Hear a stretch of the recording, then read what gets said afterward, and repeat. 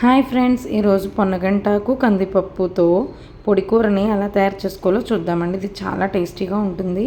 First ఆకంతా శుభ్రంగా కడిగేసుకోవాలండి. ఒక bowl తీసుకొని మనం ముందుగా కడుక్కున్న ఆకు మొత్తం కూడా వేసుకొని, ఆకు చప్పదనం లేకుండా కొంచెం సాల్ట్ వేసుకొని, ఒక మీడియం సైజ్ గ్లాస్ వాటర్ వేసుకొని స్టవ్ ఆన్ చేసుకొని చక్కగా ఉడకపెట్టుకోవాలండి. ఇంతలోకి ఒక బౌల్ తీసుకొని 3 టేబుల్ స్పూన్ల కందిపప్పును వేసుకొని 2 సార్లు శుభ్రంగా కడుక్కొని నీళ్లు పోసుకొని, ఇది కూడా చప్పదనం లేకుండా కొంచెం సాల్ట్, ఒక 2 డ్రాప్స్ ఆయిల్ వేసుకొని పొయ్యి మీద పెట్టుకొని ఉడకపెట్టుకోవాలి. రెండింటినీ కూడా ఒకేసారి ఉడకపెట్టుకోవాలండి. ఆకు చూసారా ఎలా ఉడికిపోతుందో?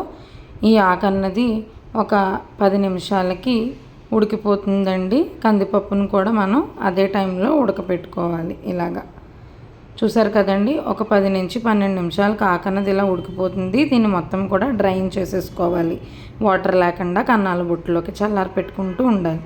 ఈలోగు మళ్ళీ కందిపప్పును కూడా ఇలా ఉడకపెట్టుకోవాలి. నేను చూపిస్తున్నట్టు దీన్ని కూడా వడకట్టేసుకోవాలండి. డ్రైన్ చేసుకోవాలి కన్నాల బుట్టలో. రెండింటినీ కూడా చల్లారి పెట్టుకోవాలండి.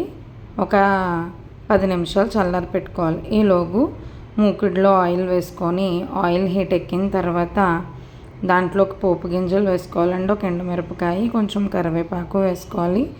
కారానికి తగ్గట్టు పచ్చిమిర్చి, ఒక 4 వెల్లుల్లిపాయ రేకలు వేసుకోవాలండి. వెల్లుల్లిపాయ యాడ్ చేయడం వల్ల బాగుంటుంది టేస్ట్ అండ్ స్మెల్ కూడా.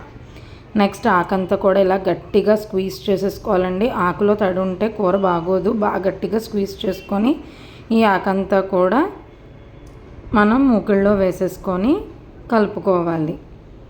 ఇలా చిన్న మంట మీద ఒక పావుగంట సేపు మధ్య మధ్యలో కలుపుకుంటూ ఉండాలి. దీంట్లో పసుపు, ముందుగా సాల్ట్ వేసాం కదండి, ఇంకెంత సాల్ట్ పడుతుందో చూసి అంత సాల్ట్ వేసుకొని చిన్న మంట మీద ఒక పావుగంట సేపు దీన్ని కుక్ చేసుకోవాలండి. మధ్య మధ్యలో కుక్ చేసుకోవాలి, మాడిపోకుండా. చూసారా, నేను చూపిస్తున్నట్టు కుక్ చేసుకుంటూ ఉండాలి. ఇలా కుక్ చేసుకుంటూ ఉంటే ఒక పావుగంటకి మనకి కూర అనేది చాలా పొడి పొడిగా తయారైపోతుంది. చూసారా ఎంత పొడి పొడిగా తయారైపోయిందో? అంతేనండి, స్టవ్ ఆఫ్ చేసేసుకోవడమే, మన బౌల్లోకి సర్వ్ చేసుకోవడమే. ఈ కూర చాలా చాలా టేస్టీగా ఉంటుందండి. ఒకసారి ట్రై చేయండి. Thank you so much.